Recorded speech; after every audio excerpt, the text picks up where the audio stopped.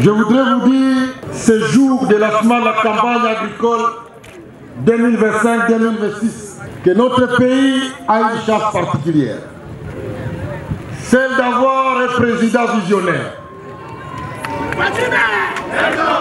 Celle d'avoir un président héritier des slogans les plus magnifiques du monde, le peuple d'abord.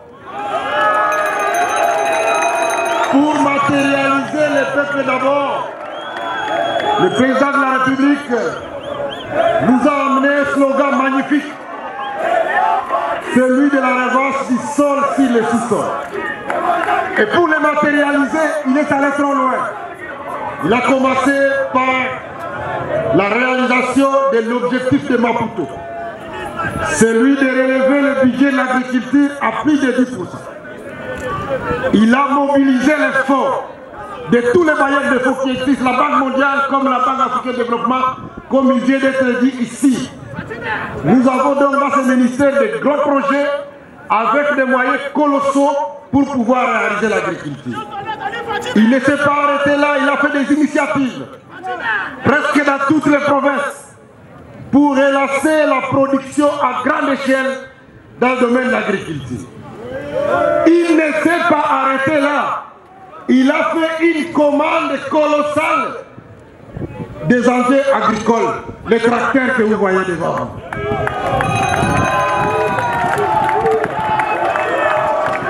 C'est pour vous dire que le chef de l'État a fait sa part. Il est maintenant de notre responsabilité en tant qu'exécutant de faire notre part. C'est ainsi que je vais profiter de ce moment pour remercier tous les autres ministres de l'agriculture qui sont passés dans ce ministère sous le règne de Fatih Beto. Et je voudrais dire que le chef de l'État, en nommant M. Mouindo Zangui comme ministre de l'Agriculture, a voulu effectivement qu'il puisse relever un défi. Et ce défi est plus grave.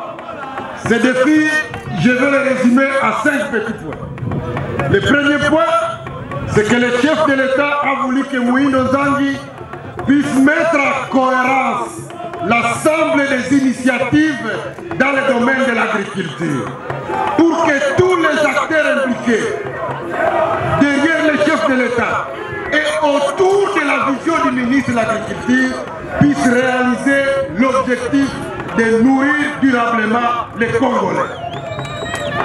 Le deuxième point, c'est celui de pouvoir réaliser la durabilité de l'agriculture. C'est-à-dire, notre agriculture ne peut pas être durable lorsque nous ne faisons que des coups de poing sur des points pourtant essentiels qui méritent d'avoir une réforme en profondeur. Et donc la première réforme en profondeur que nous allons faire, c'est celle des semences. Et nous n'allons pas inventer la roue. Nous n'allons pas mettre en place une nouvelle politique. Nous allons seulement mettre en application la politique qui a marché dans le domaine sémancier dans ce pays. C'est-à-dire mettre en place une véritable politique qui consiste à appuyer l'INERA. Et l'INERA doit être appuyé dans son domaine de recherche agricole. Et je voudrais vous dire, grâce Monsieur le Président de la République, que c'est l'occasion pour moi de dire l'INERA doit retourner dans son domaine de prédilection, celui de l'agriculture, puisque c'est la base même de ce centre sémancier que nous devons mettre en place. Le deuxième point de la semence, c'est le SENASEM, le service qui est chargé de pouvoir effectivement certifier les semences à tous les échelons, que ce soit les semences de base qui doivent être produites par l'INERA ou même les semences à distribuer à la population. Nous voulons, grâce Monsieur le Président de la République, vous dire qu'avec les projets qui sont en cours dans notre ministère, qui ont des financements, nous allons travailler pour que les SENASEM puissent avoir le matériel nécessaire pour faire ce travail.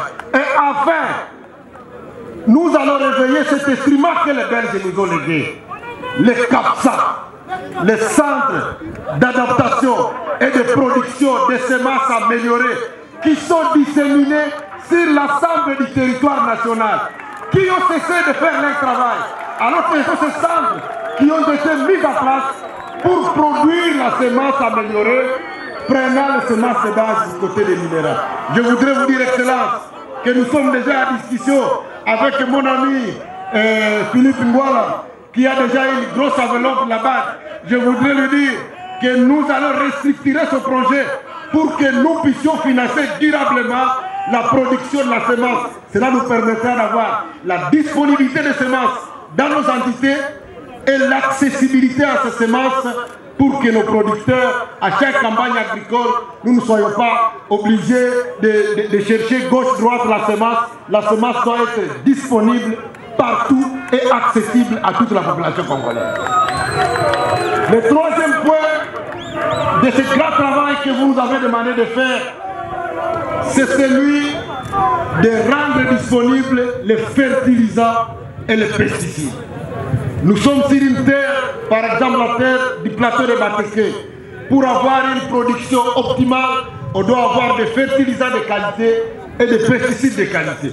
C'est ainsi que dès la prise de fonction, nous sommes déjà entrés en contact avec des entreprises, notamment les géants dans ce domaine de production de fertilisants, pour qu'ils soient produits ici localement et permettre à notre population d'avoir un accès permanent à ces intrants agricoles.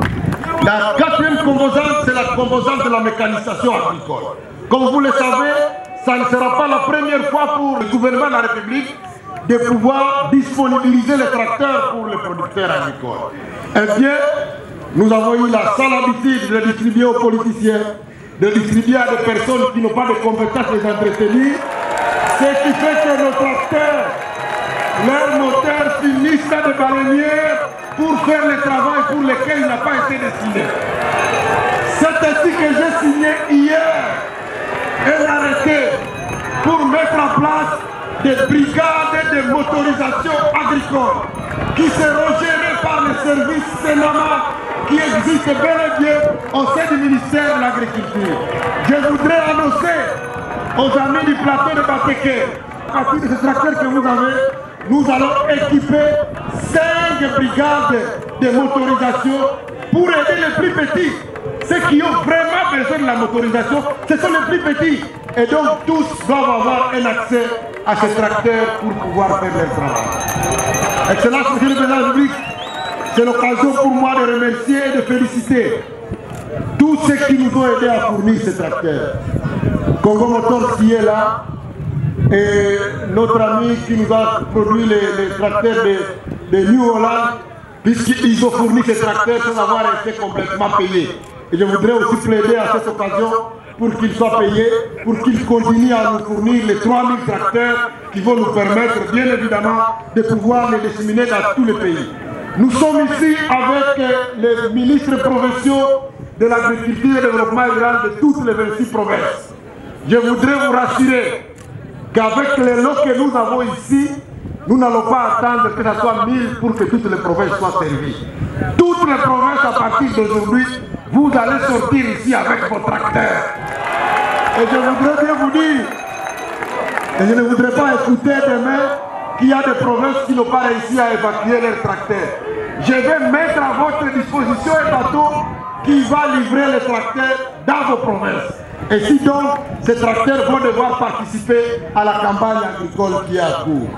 Excellence, Monsieur le Président de la République, le 5e point, qui n'est pas le moindre, c'est celui de la valorisation des agents de l'agriculture. L'agriculture, c'est la priorité, puisque personne d'entre nous ici ne peut faire 2 jours sans manger. Donc nous sommes obligés tous les jours de recourir aux produits de l'agriculture. Les agents de l'agriculture ne doivent pas être la risée du monde. Ils doivent être valorisés. C'est la symbolique que nous avons fait aujourd'hui. Le brevet de mérite que vous avez remis à nos moniteurs agricoles. Dans le temps, les moniteurs agricoles et les agronomes qui sont là, ils savent que les agronomes et les enseignants étaient parmi les plus nantis dans nos villages. Aujourd'hui, ils sont méconnaissables. C'est ainsi que nous allons mettre aussi l'amélioration des conditions de ces agents agricoles parmi nos priorités. C'est ainsi que déjà hier, nous arrivons au ministère, les agents du ministère de l'Agriculture, peut-être c'est le seul ministère où les agents n'ont même pas les bus pour rentrer chez eux. Je viens d'acheter 4 bus. Ils sont mis à votre disposition parce que vous devez être valorisés. Je viens de signer un arrêté pour adopter encore une fois la nouvelle tenue des inspecteurs agricoles. Les inspecteurs agricoles doivent bien s'habiller, comme moi je suis habillé ici, de telle sorte que lorsqu'ils arrivent dans les champs, ils sont reconnaissables et respectés. Excellence, Monsieur le Président de la République, la campagne agricole que nous lançons aujourd'hui, ce n'est pas seulement une campagne pour les produits vivriers. Nous avons voulu aussi, par cette symbolique, lancer la campagne pour les produits pérennes. Excellence, Monsieur le Président de la République, le décret créant l'ONAPAC lui a donné la responsabilité de pouvoir encadrer les producteurs de café, de cacao, de kéguina, de papaye, de vanille et tous les autres produits d'exportation.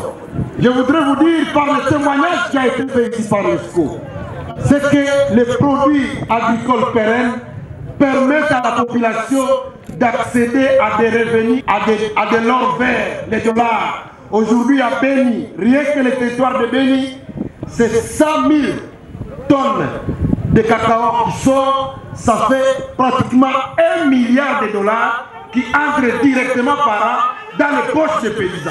Je voudrais que cette expérience, nous puissions l'exporter dans tous les pays. Parce que dans toutes les provinces, nous avons la possibilité d'avoir ne fût-ce que les trois grands produits qui sont le café, le cacao et le palmier. Et donc nous venons lancer aussi cette grande campagne de promotion des produits agricoles pérennes. Ensemble avec l'ONAPAC, dès la semaine prochaine, nous commençons la tournée et nous voulons que tous les autres projets nous appuient.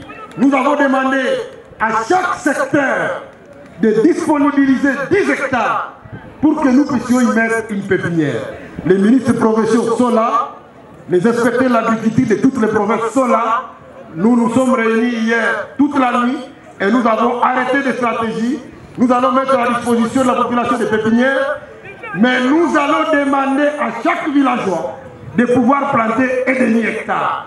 Et cette demande, Monsieur le Président de la République, vous allez nous excuser, elle sera assez corsée. C'est pour cela que nous avons parlé de la révolution agricole agressive. On va y mettre de l'agressivité pour que tout le monde puisse avoir un champ. On ne peut pas résider dans un village sans avoir un champ. Excellence, Monsieur le Président de la République, je vais terminer mon propos en vous disant merci d'avoir honoré le ministère de l'Agriculture. Merci d'avoir honoré les paysans. Merci d'accepter de continuer à soutenir ce secteur agricole. Et pour nous aider à consolider les acquis de tous les investissements que vous allez faire, je viens de déposer à la commission ECOFIR le projet de décret sur les fonds de développement de l'agriculture. L'agriculture ne doit pas se financer par la recherche de DTO dans tous les circuits. Puisque la campagne passe, l'agriculture a un calendrier qui est corsé. Nous devons avoir un fonds permanent qui nous permette de financer et les engrais, et les fertilisants, et d'appuyer toute la jeunesse et tout le monde qui veut se lancer dans l'agriculture. C'est ainsi que nous allons demander dans le cadre de ces décrets que votre slogan de la revanche du sol sur les sous-sols soit matérialisé. C'est-à-dire que les sous-sols doivent financer les sols pour qu'on puisse avoir la revanche. Nous allons donc ponctionner sur les fonds miniers pour avoir les frais de financement de l'agriculture. Que Dieu bénisse la République démocratique du Congo. Que Dieu bénisse notre président. Je vous remercie.